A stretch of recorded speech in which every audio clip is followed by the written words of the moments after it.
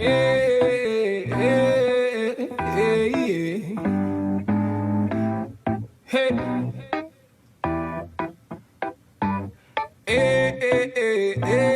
hey, hey, hey. Black excellence, black beauty, and black pride. Black power from all diasporas coincide. Progressive truth and regression eventually collide. May the beauty of the people no longer be set aside. May the black queen's grace continually mesmerize the millions who couldn't see it when looking into her eyes. And the black man's plight no longer be the disguise. Oppression, emasculation, they wanna castricize him. Take him away from the black queen, put him inside prison for slave labor, he institutionalized. Wondering on the outside, is she willing to ride? Is she willing to ride? Is she willing to fight for the love, even despite the fact that he doing time? Love that conquers all will never fade with time. If she don't choose the love that appreciates every life, his flame might get dim and he may. What's up, everybody? Welcome back to the Urban Impact Show. Thank you so much for joining. Matt, which camera am I looking at? This one? All right, let's go to this one. As you guys can see, I am on daddy duty as we continue to do this show. Hi, Eli. As we continue to do this show, he is in his phase now of like moving around and doing all of these fun stuff, and so because he's realizing like I could do this. Yeah, like he's doing all of this interesting stuff now. So he's going to be doing a lot of moving. Don't let that be a distraction from our topic today, which is we're going to be talking about the church's response to the Roe v. Wade and to these gun laws. So I know a lot of people have been talking about, oh man, where's the church? What does the church say about this? How does the church feel about this? And stuff like that. So, Brittany, man, like I think we ready to roll through Ready this to rock one, and man. roll. You know, I think we're definitely going to be doing. Oh, thank you, Bree. So don't forget, we are live from the studio in Windsor Heights. If you would like to book this space is available for private events. Please call 515-996-0326. Again, that number is 515-996-0326.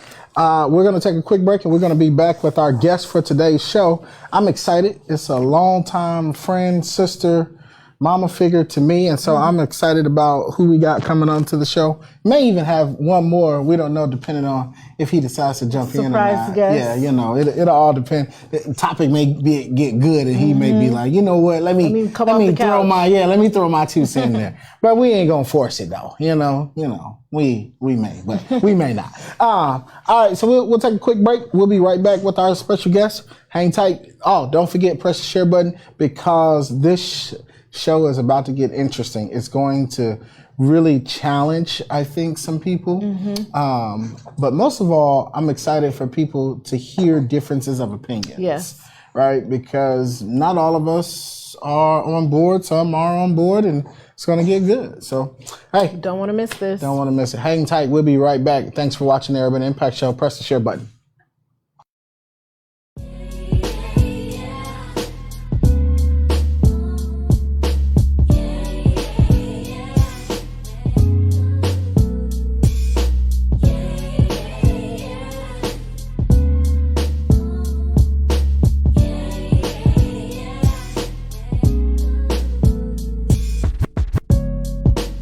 These are our stories. These are our realities.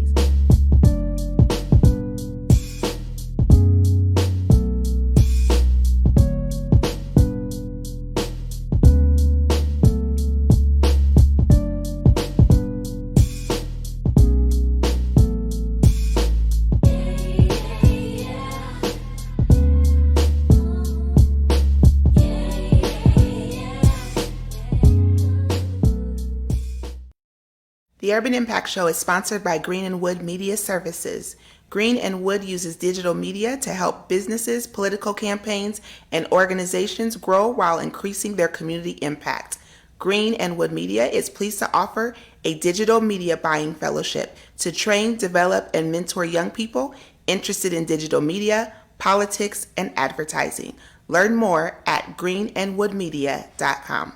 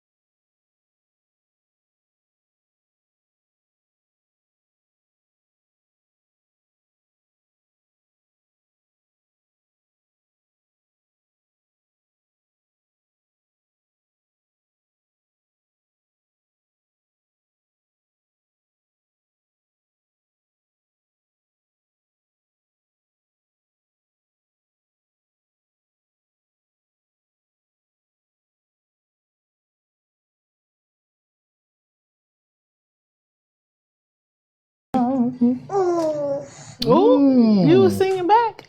Yes.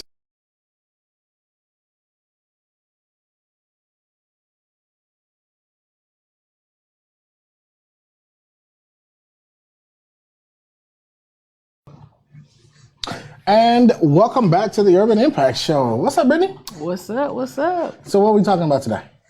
So today we will, I guess we're going to, I would say continue conversation because we've talked about this a few times. We have. The church's views on Roe versus Wade. On Roe v. gun Wade laws. and gun laws. So the last time we talked about Roe v. Wade, what was your thoughts on it?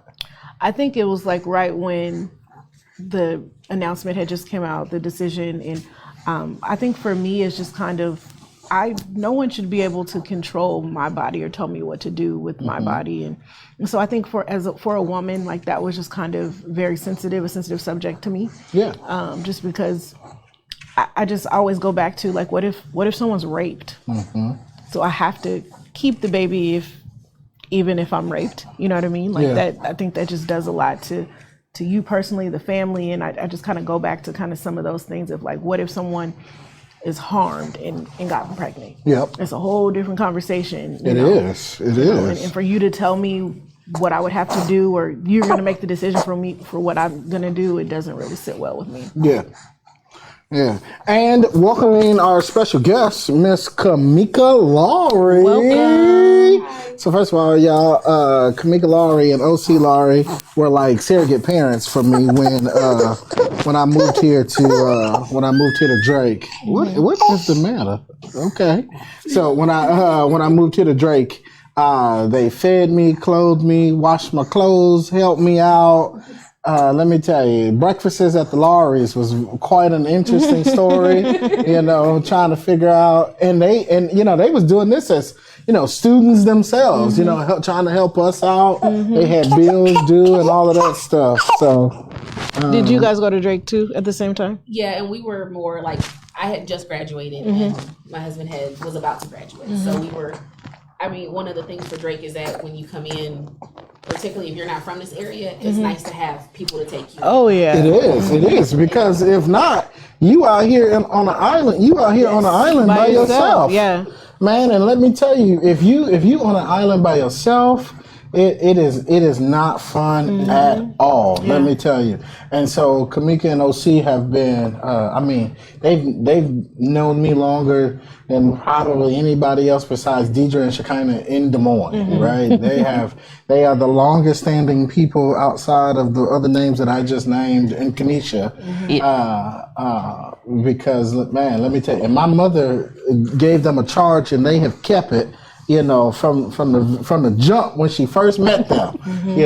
My mom, she's like, y'all take care of him. Take care of my baby. Y'all take care of him. And looked her right in the face and he said, we got it. We still do. And let me tell you, it has definitely been a blessing. So Kamika, tell us a little bit more about you. Tell us kind of how you got to Des Moines, and give us a little bit of background on you, and then we're gonna jump into it. Sure. Now, real quick, you got to let us know. Do we call you elder, minister, pastor? You got to let us know. Let's put it this way. The official title is pastor. Okay. But also we can go with, if we're having casual, it can just be Kamika. So, but no. We want to respect that. Yeah. We want to respect that, especially because with our viewership, we want to make sure that this line of authority is established. Gotcha. You know what I'm saying? Pastor Kamika Lowry. So we want to make sure that you have a chance to tell us a little bit about you and kind of like how you got to Des Moines, and then let's go from there. Gotcha. Well, I am originally from Cleveland, Ohio. We moved around a lot. My dad did construction. So wherever there was work, that's where we moved. Yeah. So we had an opportunity, I'll say early on, to experience. We lived everywhere from California to Tennessee to Pennsylvania and Ohio. And we ended up in Indiana, where I graduated from high school. Graduated from there, came to Drake. The initial plan had something to do with law school. And as I went down my journey, I realized that wasn't me, not by the traditional definition. Right. So from there, I actually ended up in social services. So I worked for DMAC, I've been very intricate with. That's right, you did work for DMAG. Yeah. Before the Evelyn K. Davis Center was the center. Yeah. we were just that little old at the edge of campus. That's right. So there, I had an opportunity to work with first generation college students. I myself was a first generation college student. Reentry programs, non-traditional students. From there, I went to work at United Way of Central Iowa, where I was there for 14 years. And mainly in fundraising, but various capacity, advocacy work. Been up to the Capitol quite a bit.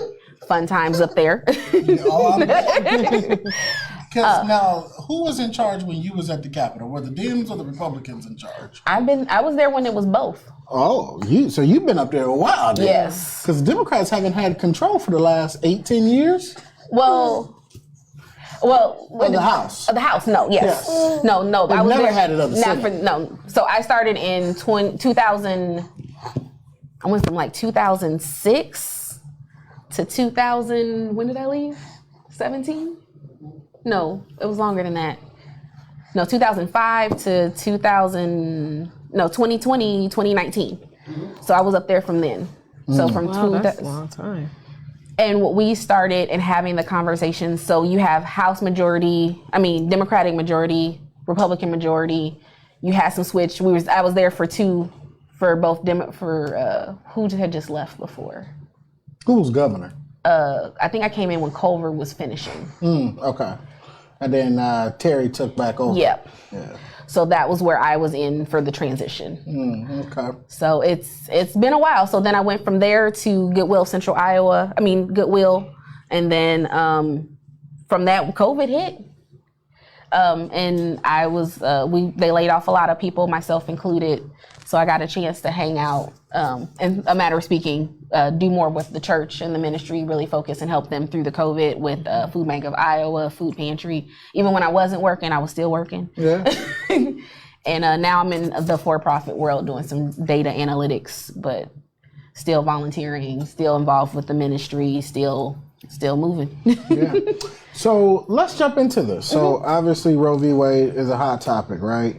And everybody's talking about it. Everybody wants to, there's been rally after rally focused on it. And people everywhere are trying to figure out what do they do. We know from growing up in the church that there are some different kind of feelings. Yes.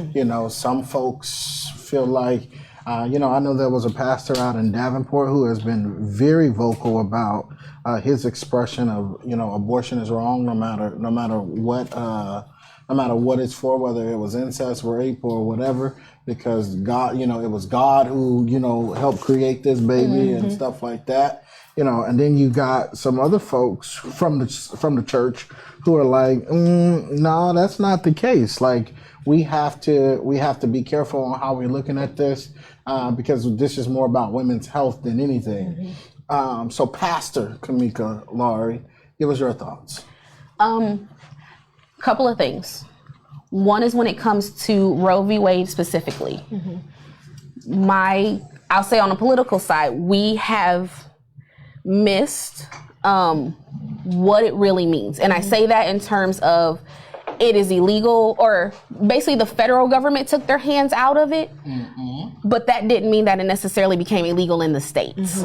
And I think that's for our viewers, if you want to break it down a little bit more as far as like what it really means. Because I think for some people, they don't, including myself, don't kind of even understand like, okay, is it all the way like every single state you can't get an abortion, like what it actually means? What it actually means is that it actually took it way. So what happened is the federal government set a standard of saying it has to be legal to this degree. Okay. That you have to permit it. Now, where we saw even before Roe v. Wade was the decision was switched. There were other states, Iowa included, that had statutes to it that said the federal government said it had to happen, or the Supreme Court said you had to offer it. Now, the states had the power to say when it could happen. So that's where you got into the debates about when you could get an abortion and what's deemed late term, what is the heartbeat laws and all of those things. Everybody had to offer it. Yeah. But how you offered it, the standards around it, all of that that was the states had some say in that. What happened is, but the Roe v. Wade said you had to offer it. When that gets removed, then the states have full reign over what they want to do. Yeah. So there are some states that say we're not changing a thing. Everything's status quo. Keep doing it. Keep doing what you're doing. We are not closing anything. We're not cutting any funding. But then you have other states where maybe their laws, their date laws were too restrictive to Roe v. Wade. They're like, if a woman doesn't find out she's pregnant till 6 weeks, and your law says that you can't get an abortion after 5 weeks, that's not, you're infringing on the Roe v. Wade decision. Okay. So, wait a minute. So, obviously, Iowa, if we look at the state of Iowa, right? Our governor is trying to push forward the 6-week bill, right? Yes. And so what does that mean from your standpoint? From the legal, like the pastoral point? Yes. So here's the thing is where I think the church has to, the church conversation comes in. And I'm not quite the fan of the pastors that just like jump into the political, because I think there's we go to one extreme or another. Whether Roe v. Wade is legal or illegal, women will continue to seek abortions. That is the role that the church has, is to speak to the reasons why a woman is seeking an abortion in the first place. To your point that you guys were discussing before, rape. My concern is when people want to prosecute the woman who's getting the abortion and the doctors, we just flew past the fact that the woman was raped. Exactly. What caused her to be raped? What situations? What in her environment, the community, the situation? Because I feel like if that becomes a conversation and we pull that into the forefront of the dialogue, then I have a question about the number of rapes. Yeah. Why is this not a bigger headline than the abortions? Why are we so focused on that and not what the actual problem is? Right. Where's the rapes happening? What can we do? If we're in a church and the role of the church is, if we know that for example, if the rapes, let's say they're familiar, their family, their friends and family rapes, as a church, I should be able to step in. That just did something to me. We should be making sure there's households, that these families are safe. We are able to provide options for these families that are going through this thing. If it's the brother, the uncle, the what is the church doing to help this family when they say, hey, this just happened? Because what happens right now is the girl gets an abortion and goes right back to the same situation that caused it in the beginning. So I think the role of the church, I guess I'm not a fan of the whole like every life. Yes, every life, but can we care about the mother before she gets raped? Yeah. And then when we start talking about the health of the mother, I think there's a point where we get into a medical conversation. Yeah. That's an actual medical. If I have an ectopic pregnancy and I'm a mother of 3. Yeah. My husband and I have to decide at that point. I cannot orphan the 3 children I have. But it should be, my thing, it should be your decision. It shouldn't be someone else telling you like, well, this is your situation. This is what you have to do about it. So quick question. As when the decision came out, how did you guys discuss this within your church or to your members? Did you have people coming to you, or did you like present it in like the Sunday service? Like, what was that conversation like? We didn't really, I guess we haven't had enough since it has happened. A couple other things have transpired in our church as far as family, personal situations. So it hasn't, and we haven't really had a congregation where this has been a hot topic for us personally, but we have partnered with other churches where it has been. I think the biggest conversation becomes of, what are the issues that leads to it? Yeah. Because here's the fact, again, whether it is illegal or not, it will still happen. Yeah. So let me push you like we used to do in the old days. Go for it. You remember Sitting on the couch, right? Go sitting for on the it. couch, right? Yeah. We used to do these things. For those who are watching, like back in the day, I always had these very strong opinions, and we would always be sitting on the couch in their living room, and it'd be like 10 of us all in the room. And the next thing you fighting know, over the big chair. Yes. Next thing you know, we are all talking about something and the reason why this thing, is the way that it is. And so you have, okay, let me say it like this. folks believe that white evangelical Christendom has overtaken what Christianity itself should really look like. And what I mean by that is they're saying, this boy is really cutting up today. He wants to be a part of the conversation? No. And what they're trying to say is that this white supremacy idealistic style of, if we say you can't touch your body because we say so, because we believe that it's wrong based upon our religious belief. Come back and you have some more progressive Christians who are like, I believe that God still loves this woman. God still loves this child. And if there is a situation where she has to get an abortion, that she is still loved and covered by God. Yes. And that she is still welcomed in this church because we believe that she is still a member of this body of Christ. You see what I'm saying? But then you have another group who is like, no, she's going to hell. There is no redemption. She has completely sinned, and I get it, right? But I don't believe that if Jesus was alive and walking the earth today in human form, right? If he was alive and walking the earth today, how his response to this woman who was getting an abortion for whatever reason, I don't think it would be like some of our evangelical brothers and sisters believe that it would be. And I don't think it is. I think she, at that moment, what we have to understand is at the moment that a woman makes that decision is made, that is not an easy decision. Yeah. Seriously. And at that moment, I feel, first and foremost, if it is purely out of a rape, an attack, or she feels as though I'm making a choice, let's say it was a viable pregnancy, it wasn't a medical challenge of any sort. Yeah. My thing is, as a church, have we already failed her if she felt that was her only choice?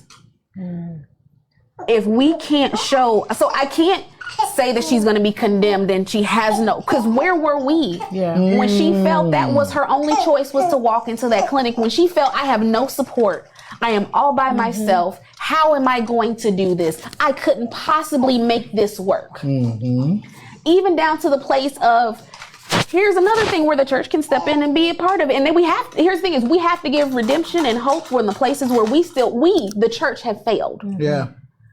Let's fix our foster care system in DHS.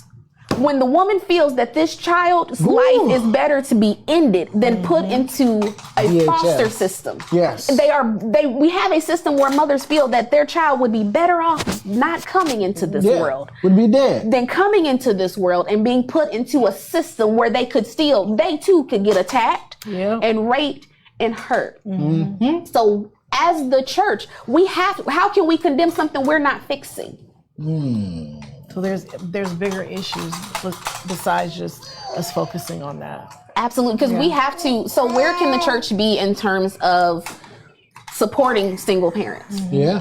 Where can we be on helping to provide safe foster homes? And a lot of times families, people, they don't, because of how the church treats them on other issues, they're afraid to bring these type of things to the church. And it's hard because you do have the churches that will come forward and be like, nope, absolutely not. But or you're not a member of our church. Right. So what the thing is, for what we have to realize too is, Jesus had to deal with this too, with the Sadducees and the Pharisees, of all their rules and regulations. And Jesus was seen as the outsider because he sat down with these people that they said they didn't fit the law. They didn't fit the criteria. But those were the people who needed it the most. Those were the people that once you actually have a conversation with them, they have the testimony of, baby, don't do it. Because here's the other thing about abortion is, even the way that abortion, even if you are 100% pro-life, go do it, the way abortion is even approached doesn't show that those who are completely committed. Here's my example. If someone goes and has an abortion and has a complication, they may or may not be treated at a hospital, because the hospital can refuse them and tell them to go back to the clinic during their hours, because that could be seen as malpractice on their side. Unless it's a life or death situation, they don't have to treat them. If a woman goes in just for an exploratory service, any other reproductive, a cyst, endometriosis, anything else, there is a note that says you have to be down for at least a week. You have to be off your feet. You have a doctor's note, you have medications, you have follow-ups, you have all these other things. The fact that a woman can get an abortion, walk out the clinic, go work a 12-hour shift, take care of her entire family, and not have to have a follow-up. Not only the physical, but then you have the mental component. Because once you go through that, you have all of the hormones, there's a chemical change that happens in the body. So the fact that we don't have a system set up to care for a woman after that happens, we're fighting more over when do you get an ultrasound before, do you have it, do you not? Who's the counselor she talks to afterwards? How long does she have to wait? 2 weeks? Like that should be mandatory. That should be mandatory, that you go to therapy, that you have some form of counseling follow-up, that you have a physical follow-up. If you do this, you can't go back to work. This is going to be scheduled, like this has to happen for your physical health and well-being. So that's the challenges I have, even when we do make it legal. If you're truly, it's legal and we're after the mother, then let's treat the whole mother. Because if they're just thinking about, okay, let's fix this issue, whatever they feel like, let's fix this, there needs to be like a plan, like a contingency plan after about what this is going to look like, because it is, I mean, you made a great point. It's affecting the mother way more than just like, her having that surgery or mental. So how is that going to do? And then you do that, and then one of the statistics mentions that one of the reasons with everything going on, the increase in abortions is amongst women who already have children, because they feel like I can't take on another child. So now we have a woman who was essentially, she miscarried. And she still goes through that same range of emotion. She looks at those other children. She's still remembering the due date. She's still remembering all of this information. How do you treat that? Hold that thought. We're going to take a quick break. Thank y'all for watching the Urban Impact Show. We're going to be right back with this. This is getting like almost emotional because it's like, how do we do certain things? So we're gonna take a quick break. We're going to be right back. Y'all, please ignore the baby noise. Eli is really wanting to be a part of this conversation. You know, he has a lot to say. He does. Like his daddy, he talks a lot. So we'll be right back. The Urban Impact Show is sponsored by Green & Wood Media Services. Green & Wood uses digital media to help businesses, political campaigns, and organizations grow while increasing their community impact. Green & Wood Media is pleased to offer a digital media buying fellowship to train, develop, and mentor young people interested in digital media, politics, and advertising. Learn more at greenandwoodmedia.com.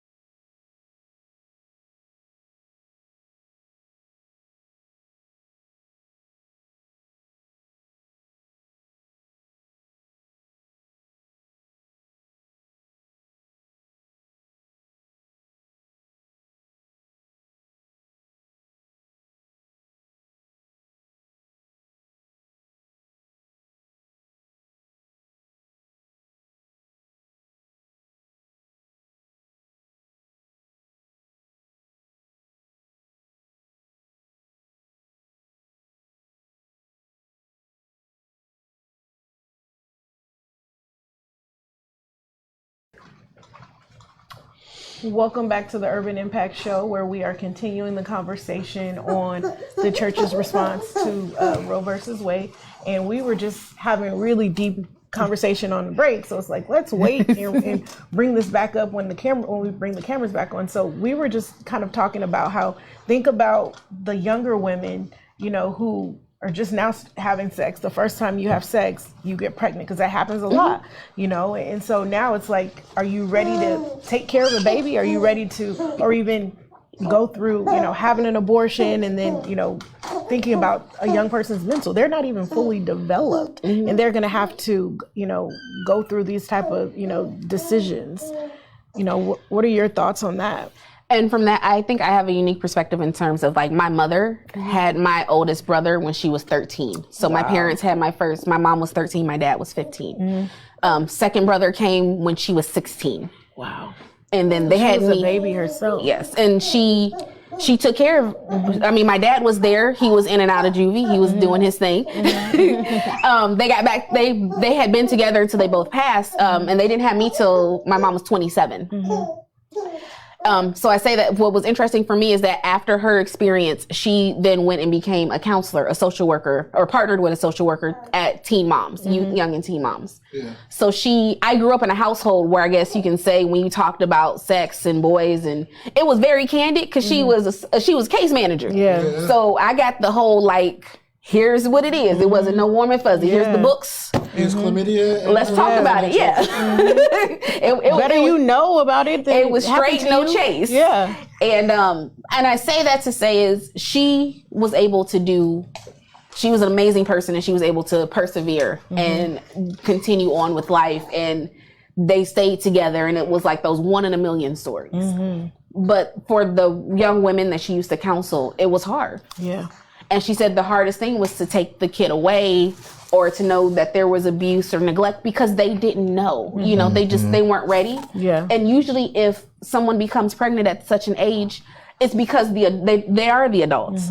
There isn't an adult. There isn't someone around with them. So it's not like they have support from somewhere else. Yeah. We only have 13 minutes left in the entire show. Oh, sorry. But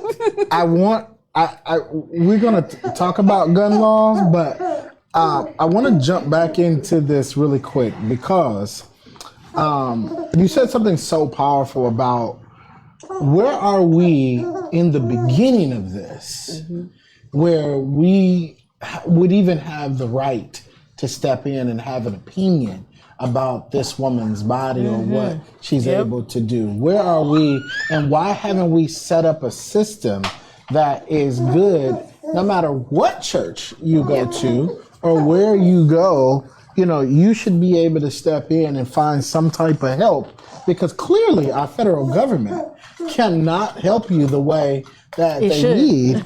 And so because of that, there should be an opportunity where you could, the church can, and actually the church can get funding from the feds as a nonprofit to help in these situations, especially mentally. Yes. And then even with the whole physical thing, I was just at an event with the Black Doulas of Iowa, right? And they were talking about support groups and mental health services and different things like that. Shout out to the Black Doulas of Iowa. And so I just want to I want to dive more into that conversation, because it's what do we do? How do we get started? Because as someone who has worked in nonprofit, who has ran programs, who has been program managers, who has understood how this stuff works, what is something people can, somebody watching this right now, there's a young lady watching this, or there's an older lady watching this right now that's all right, what's step one? Because I've been that person and I want to help figure out how to make it happen. Step one is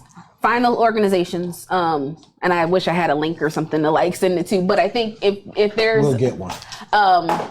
Maybe even whether it's the Young Women's Resource Center, they help. I'm on the board there. They have a young moms group, and they provide supports. Whether it's through some of the child care centers, the ones I think specifically like a Oak Ridge, or there are others who specifically target at-risk parents. Because again, sometimes this is a child, they're not having this thought. Maybe they're okay with child number one, but wow, now that I know how much formula costs and daycare, and how am I going to do all this stuff? So I think that's mentally taxing. There's a lot of groups. If you go out to any, I know United Way has a list of a whole bunch of programs.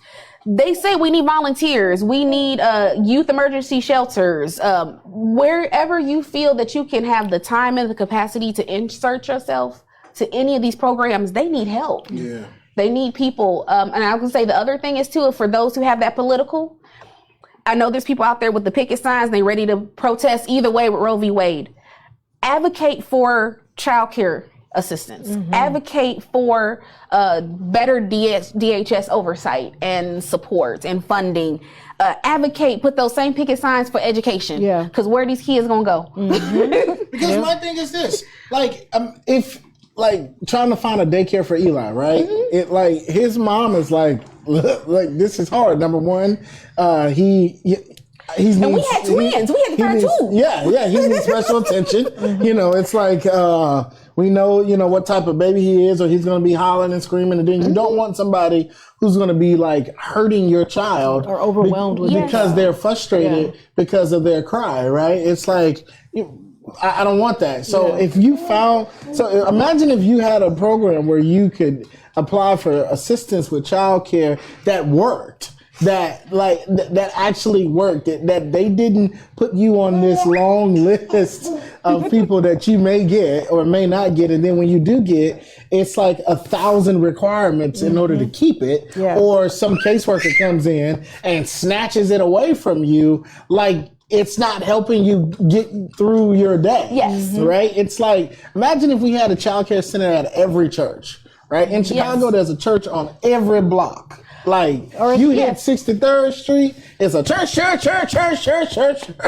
Or even better yet, here's what we can do. Companies, churches, come together. I was just going to say that. Because principal don't want people calling out because they can't find childcare. Wells Fargo need employees. And imagine all of the people at the church who are retired now, right? Yeah. Yes. What does the matter? So there's all these solutions that I think people just have to think outside the box. One of the best lessons I ever had is I was sitting at a board table and we had one group that came in and said, boy, we have all these kids and we need to get them to a preschool, but we have our apartment complex is in the middle of nowhere. Then we had another group that come in and say, hey, we just got funding for a brand new classroom, but we don't have that many kids to fill it. Right. One of the ladies said, so how much is a bus? Right. And so we just funded a bus. One group had the kids, one group had a classroom and a teacher. So let's bring them and together. We just did a bus. And so there's so many opportunities we have where it's like, this is here, this is there. And as these conversations and the dialogues, and I appreciate what you guys are doing and bringing these to the forefront, because it could be that moment where someone's like, okay, I have a space. Y'all have a need. Let's bring these together because that's what we have to do and when we, like I said, again, going back to Roe v. Wade, I appreciate the dialogue and the conversations, but I feel like the challenge is it is making us ignore some of the other conversations that we need to have. Like before we get to Roe v. Wade, can we talk about the rape? Can we talk about the medical? Can we talk about the support? Can we talk about the mental health? Can we talk about what got us to the decision? So whether it's, I think from the church's perspective, at least where we have had the conversation of whether it is illegal or illegal, I don't care at this point. Because honestly, it has been happening for millennia. Right. Yep. But why would a woman literally risk her life? What would get her to this decision where she would say, this risk and this decision is my best and only choice? Right. What can we do to even before we get to that? I feel like, I guess leaning in, hopefully leads into your shootings thing. People always say thoughts and prayers after a shooting. Yeah. And I'm like, okay, what could we have done? Yeah, we prayed. Before. God said it's time for y'all to do something. Like I heard the prayers, I've opened the doors. Now I need y'all to make some things happen. Somebody has the idea that I have given them to make this stuff better, but nobody's acting on it, or they don't have the platform to get it out there. So, well, Kamika Lowry, Pastor. Well, we are down to the final minutes with you before we close out the show. If you don't mind, Matt, which camera? That one? Okay. I want you to look directly in the camera, and I want you to speak to some young woman or some woman out there or some man out there who just may be struggling with some things. And just give them some encouragement so that they know that I heard a preacher say today, shout because help is on the way. I put up a status about how, my mom would always say, if I don't see the door open, and shout in the hallway, so I want you to look directly at the camera. for a few minutes and just speak to their hearts, if you don't mind. Sure. On today, I guess part of the conversation of, if nothing else from this conversation that you take away, is there are winds and there are waves that come in this world. And the Bible says to be planted on a rock. So if you can stand firm and hold tight just a little bit longer, know that your answer is coming, that God has not, your voice have not fallen on deaf ears. And know, for those who are out there and able to, let somebody know that you love them, that you care about them, that you're there for them. You don't know how much your smile, your wave, your hug, your hello, just a text means to someone today. So in all of this, the biggest part is letting someone know that they are loved, that you care about them. And I pray that someone does the same for you.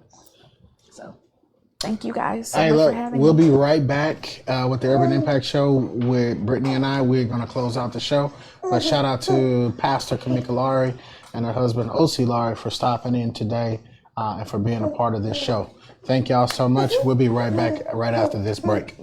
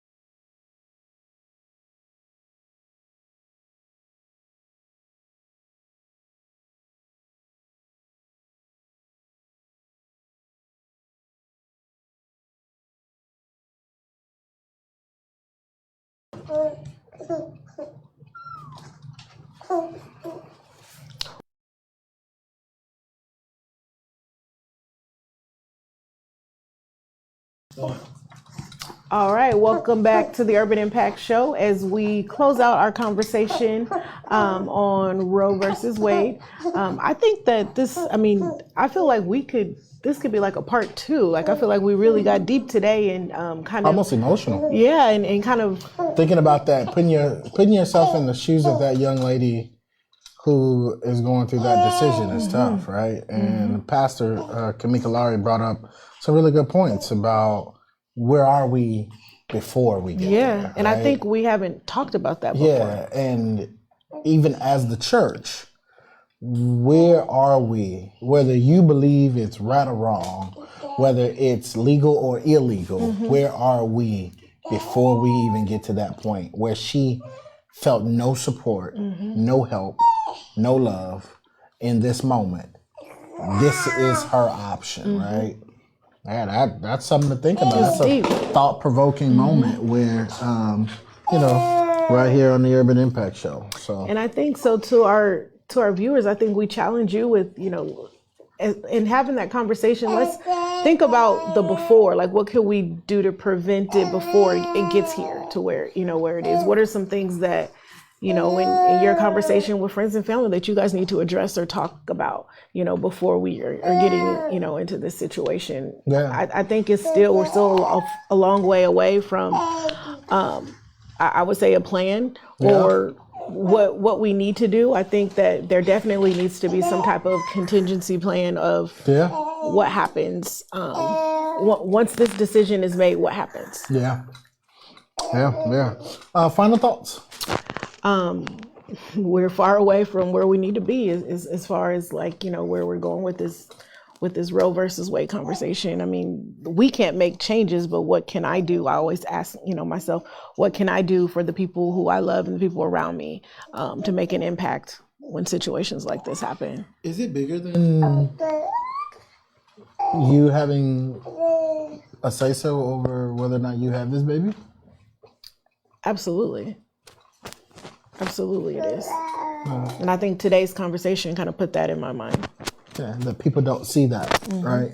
They just think, oh, she gonna have this baby because we said she gonna have this baby. Because you had sex, and now here comes this baby, right? And so it's like, we all know how babies are made. Right. Right. Somebody did something somewhere, She didn't make the baby on her own, So, that's right. My final thought is this. I think as we go through this journey called life, it's going to present its challenges. We all are going to make mistakes. We all are going to feel in those moments where it's like, man, what do I do now? I'll never forget when Eli's mom told me she was pregnant with Eli, and I thought to myself, holy cow, what do I do? Like, I'm not married. I'm, how am I going to explain this? How's the public going to look at me, right? And but I would have never wanted her to get rid of him. To not have him, right? And I'm like, that thought never even crossed my mind because all I could think about was, I now have an opportunity to be a dad. Yeah. To really be a dad. And for those of you watching this show, you saw some fatherly moments happening over here. as I'm trying to keep the baby cool. And the whole time I kept thinking in my head, this is what women have to do every day. Every single day, all day. Right? This is what women have to do every day. And here I am for an hour struggling with Eli to keep him calm and quiet for a show. And I'm thinking to myself, women do this every day. Motherhood and fatherhood is probably one of the best hoods you can be from. Yep. And I am super grateful for the moments that I have with him. And I remember feeling this feeling of embarrassment at first because I'm like, how do I explain this? Like, how do I talk about this?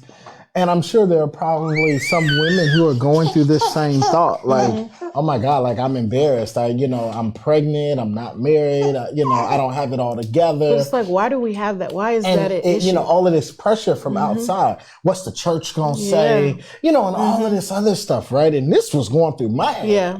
And I'm thinking to myself, and I'm not walking around, pregnant, and I'm not the one that's pregnant, right? And so what was his mom thinking? And that's what I'm saying, and I don't know. We live in a world now where it's like this stuff is, on super display. Yeah. And when you're in the public eye, like we're in the public eye, it's heightened even more. Everything and it's crazy because I've been in OC, and Kamika will tell you, I've been in heightened scrutiny since I came to Iowa, right? Since I've been at Drake, there's been so many eyes on me from the jump, mainly because of the decisions that I've made to be in that light, right? And so it's like, all right, what do we do? But I'll never forget those feelings that I had. And as time progressed, I didn't say anything about Eli. I never mentioned him. I never brought it up. Until one day I had this conversation with God. And I remember saying, I just need to be a good dad. And I need folks to hear me clearly. I understand that moments have happened and things have happened. But let's be good parents. Yeah. Let's make the best of these moments, because this boy will be 1 in November, and here we are approaching August. And I feel like he was just born. Me too. And I mean, you all have seen him from the jump when I started bringing him to the shows. I don't even know when this was, back in March I started bringing him into the studio or something like that. And it's just these moments that it's like, it's okay. It's not an embarrassment. It's okay. Because that embarrassment is what leads to her being like, I need to go get this abortion. Or that moment of, I don't know if I can afford this, so I need to go get this abortion. Because there's no support. And there's nobody backing them up. So, with that being said, that's our time today, folks. We did not get to the gun law part, so we're going to have to bring that back in at some point. Because I don't know about y'all, but I firmly believe in the right to bear arms. Absolutely. Especially after the situation. And I'm going to explain the whole Matt knows about the situation, but it was a situation that happened to me after a protest one time where guns were poured on me. And it was not a good situation for me. And so, we'll have to talk about that on the next show. So, with that being said, we're out of time today. Thank y'all so much for watching the Urban Impact Show. We appreciate you. Don't forget to check out our YouTube page. Go like and subscribe on our YouTube page, The Urban Impact Show. And we're super excited that you have spent time with us today. Shout out to you all. Don't forget to share this page. Have a good week. We'll see you next week.